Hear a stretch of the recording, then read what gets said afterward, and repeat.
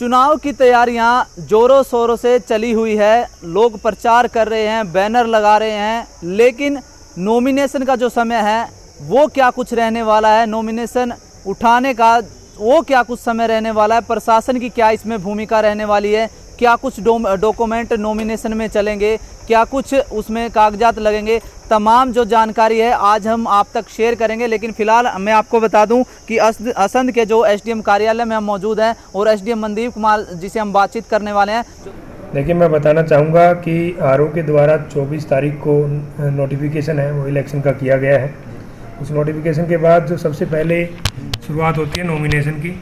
Nomination जो हमारे 30 तारीख से 4 तारीख तक रहेंगे, जिसमें 2 तारीख जो है एक हॉलीडे है, तो नेगोशिएबल इंस्ट्रूमेंट एक्ट के तहत हॉलीडे को हम नॉमिनेशन नहीं ले सकते। जो भी कैंडिडेट हैं जो अपना नॉमिनेशन देना चाहते हैं वो 30 तारीख से 4 तारीख के बीच में अपना नॉमिनेशन दें। और इसके बाद जो स्क्रूटनी का टाइम रहेगा हमारा, वो 6 तारीख को 11:30 बजे या मेरे ऑफिस में ही स्क्रूटनी का टाइम रहेगा। जो इसके बाद जो सिंबल अलॉटमेंट है, उसके बाद जो विड्रॉल है वो 11 और 3 के बीच में 7 तारीख को अपना विड्रॉल फॉर्म मेरे ऑफिस में जमा करवा सकते हैं 7 तारीख को। उसके बाद उसी दिन सेम डे 7 तारीख को जो सिंबल अलॉटमेंट है वो किया जाएगा। सिंबल अलॉटमेंट के बाद एक जो कंटेस्टिंग कैंडिडेट जो फाइनल रहेंगे उनकी एक लिस्ट जारी की जाएगी, तो जो भी कैंडिडेट अपना नाम देखना चाहता है वो उसमें देख सकता है। उसके बाद जो हमारा इलेक्शन रहेगा वो 19 तारीख को इलेक्शन रहेगा, और यदि किसी प्रकार का रीपोल होता है तो 21 तारीख को रीपोल की डेट रहेगी। और जो टाइमिंग ऑफ पोल है वो हमारी सुबह 7 बजे से लेकर 6 बजे तक रहेगी। और जो लास्ट जो काउंटिंग रहेगी वो 22 तारीख को 22 जून को 2 बजे सुबह 8 बजे वो काउंटिंग का टाइम रहेगा। सर, कहीं ना कहीं जो जितने भी उम्मीदवार हैं, अगर कागज शायद उनके पूरे हो लेकिन उनके ऊपर कोई केस वगैरह हो या ऐसा कुछ हो तो वो क्या चुनाव लड़ सकते हैं? देखिए, जो डॉक्यूमेंट चाहिए, जैसे फॉर्म ए है जो नॉमिनेशन पेपर है, नॉमिनेशन पेपर के साथ कुछ डॉक्यूमेंट इसमें चाहिए, जैसे एफिडेविट है 1C और 1D जो कि अटेस्टेड एफिडेविट है, वो जो कैंडिडेट को नॉमिनेशन फॉर्म के साथ लगा के देना होगा। उसके साथ साथ यदि किसी पार्टी का कैंडिडेट है तो फॉर्म ए और फॉर्म बी में जो टिकट होती है वो फॉर्म ए और फॉर्म बी के रूप में पार्टी की टिकट है वो वहाँ से नॉमिनेशन फॉर्म के लास्ट डे ऑफ नॉमिनेशन के 3 बजे तक जो है उसको जमा करवानी होती है। उसके बाद एक सिक्योरिटी डिपॉजिट होता है, इसमें अलग अलग सिक्योरिटी डिपॉजिट रहेंगे, जैसे कि यदि कोई प्रेसिडेंट है और यदि वो जनरल है तो जनरल का है या अनरिजर्व्ड का है तो 2,000 रुपये, और प्रेसिडेंट यदि SC या वुमेन से हैं तो 1,000 रुपये। तो हमारे यहाँ तो शेड्यूल कास्ट के लिए रिजर्व है तो प्रेसिडेंट के 1,000 रुपये हैं और मेंबर के जो हैं वो 500 रुपये हैं SC और वुमेन के। और जो अनरिजर्व्ड जो कास्ट है उसके लिए जो मेंबर हैं और या वुमेन है तो उसके लिए 1,000 रुपये जो हमारी सिक्योरिटी डिपॉजिट रहेगी। इसके साथ साथ मैं और बताना चाहूँगा कि जो एजुकेशनल क्वालिफिकेशन सर्टिफिकेट है वो उनके द्वारा सबमिट करवाना पड़ेगा। जो मेल कैंडिडेट हैं जनरल जो है उसके लिए 10th है, SC मेल कैंडिडेट और फीमेल कैंडिडेट 8th हैं, और SC female candidate 5th class है, वो उसकी एजुकेशनल क्वालिफिकेशन रहेगी। उसके साथ साथ नो ड्यूज़ हैं कुछ जो जमा करवाने पड़ेंगे, जैसे MC का है, कोऑपरेटिव सोसाइटीज़ का है, UHVNL का है, और cooperative agriculture rural development bank का है, और कोऑपरेटिव जो बैंक है उनका है। तो ये 4-5 जो नो ड्यूज़ हैं वो भी सभी कैंडिडेट को जमा करवाने पड़ेंगे। 21 साल से ऊपर का कैंडिडेट होगा वो अपना नॉमिनेशन फाइल कर सकता है।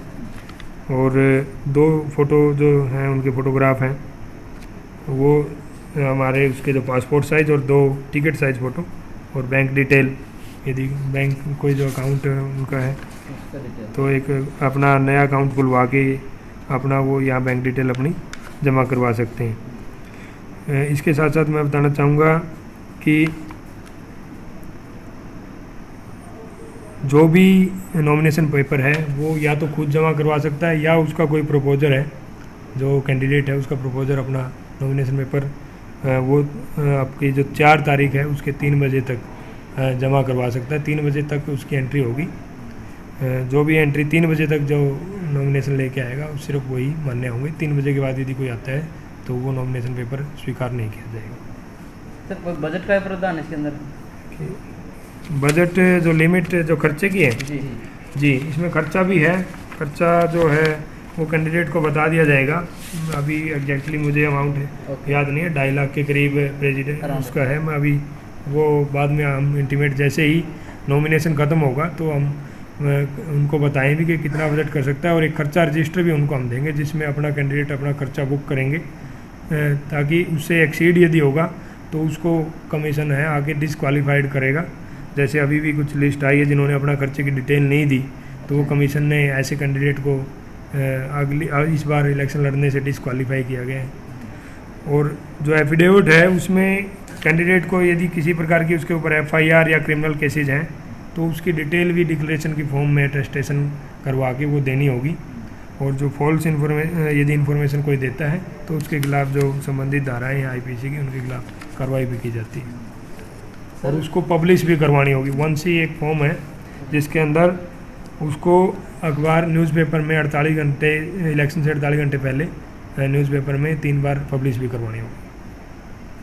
सर प्रशासन की तैयारियाँ कैसी है? बूथ पर सर्वे आपने किया होगा, वो कैसे चल रहा है? देखिए 1200 तक के जो हमारे वोटर हैं वहाँ तक हमारे टोटल लगभग 27 के करीब हम बूथ बनाएंगे। हमारे 17 वार्डों के 27 के करीब टोटल बूथ बनेंगे, तो वो आइडेंटिफाई हमने कर लिया है। और इसकी जल्दी लिस्ट जैसे ही कमीशन से वेरीफाई होगी सभी के बीच में 7 तारीख को हम सर्कुलेट भी कर देंगे, और उसका अच्छे से मुनादी करवा के और प्रचार प्रसार भी करेंगे, और कैंडिडेट को भी उसकी एक लिस्ट हम देंगे।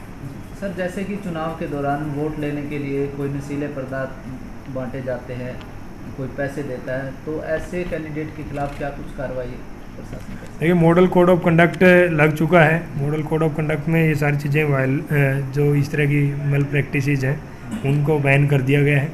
जल्द ही हमारी जो पुलिस की टीम तो अभी भी एक्टिव है, ड्यूटी मजिस्ट्रेट भी लगेंगे और वो उनको कर्ब करेंगे। इस तरह की एक्टिविटी जो भी इन्वॉल्व होगा उनका खर्चा भी बुक किया जाएगा और उनके खिलाफ जो भी लीगल कार्रवाई होगी वो भी करी जाएगी। सर असंध की जनता से क्या अपील करना चाहोगे? मेरी असंध की जनता से अपील है कि अपने राइट का उपयोग जो 19 तारीख को सारे की ज़्यादा से ज़्यादा संख्या में करें, और अपना जो मत है अपने मतदान केंद्र पर जाके उस राइट का है वो इस्तेमाल करें। और यदि किसी प्रकार की जो भी इलेक्शन लड़ना चाहता है 4 तारीख तक अपना नॉमिनेशन भी अपना फाइल करें। सर बूथ पर अक्सर देखा है कहीं पर मतभेद हो जाता है, हंगामा हो जाता है, उसके लिए कोई नंबर है प्रशासन का कि कॉल कर सके जल्द से जल्द? उसके लिए हमारे जो ड्यूटी मजिस्ट्रेट होंगे वो उनकी बूथ वाइज ड्यूटी लगाई जाएगी, जो सुपरवाइजर का भी काम करेंगे और साथ में ड्यूटी मजिस्ट्रेट का भी काम करेंगे। यानी कि वोटर को किसी प्रकार की कोई परेशानी नहीं, किसी प्रकार की कोई परेशानी नहीं आने दी जाएगी, और बिल्कुल प्रशासन का लक्ष्य है कि एक अच्छा पीसफुल जो इलेक्शन है वो करवाया जाएगा।